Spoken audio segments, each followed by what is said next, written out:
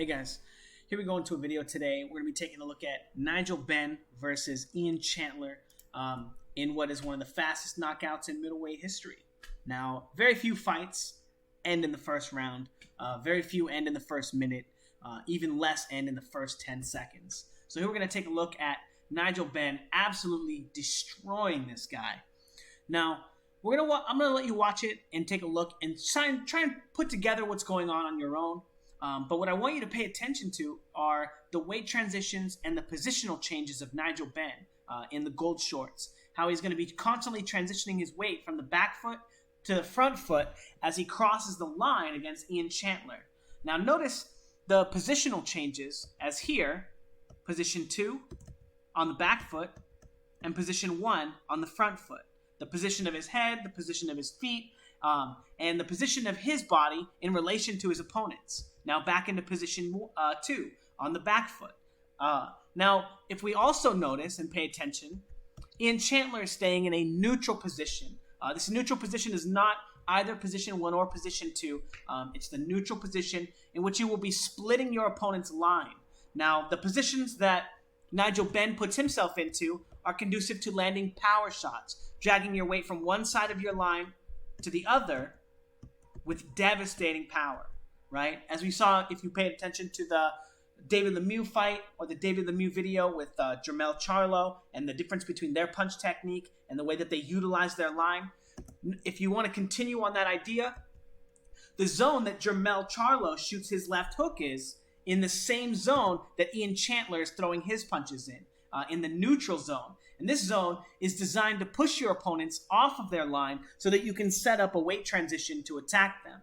So Ian Chandler is attempting to control Nigel Benn and push him either to the back half or the front half of his line so he can start timing him and catching him with shots. Unfortunately for him, he doesn't wind up setting up any transitions, and Nigel Benn picks up the timing and the rhythm at which he's being controlled within the first 5 seconds of the fight.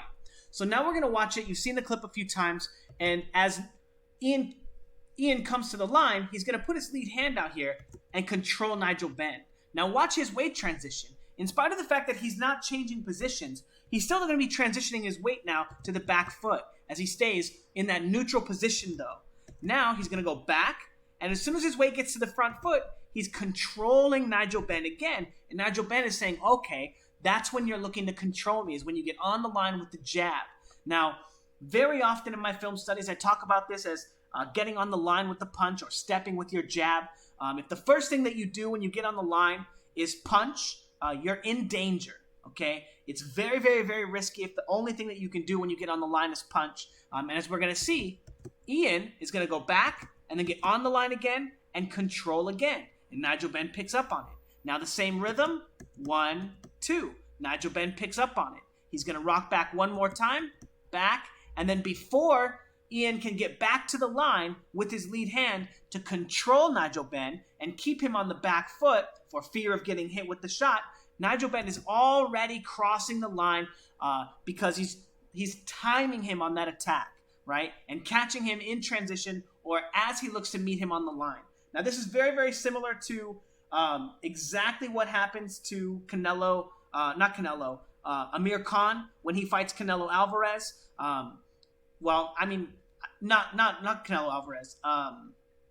Terence Crawford, as he meets him on the line, always stepping and blasting forward with his jab. Terence Crawford was able to pick up on this very bad habit that Terence Crawford has and time him in a very similar manner multiple times in that fight. I think it's very similar to the way Danny Garcia catches him too.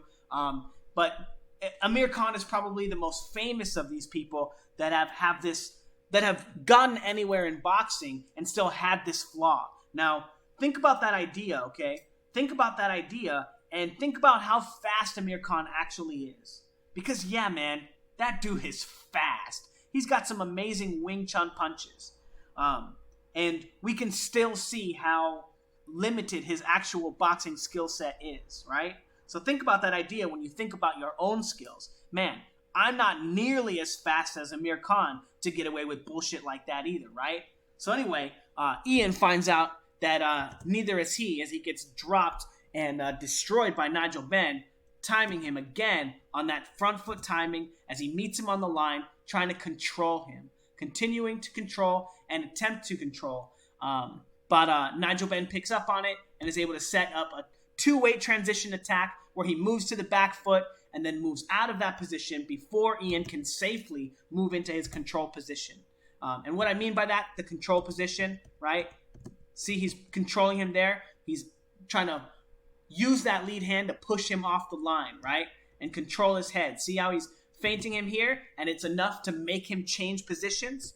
So when they get to this position right here, Nigel Benn is already catching up, okay? It's actually at this point that Ian should have realized that he needed to defend this position and control his opponent with his other hand instead of his lead hand again, moving back off the line and then into this attack. Or tying him up or something because he was not able to control him with that lead hand. Anyway, yeah, great fight. Great weight transitions from Nigel Benn. And yeah, that's a perfect fight.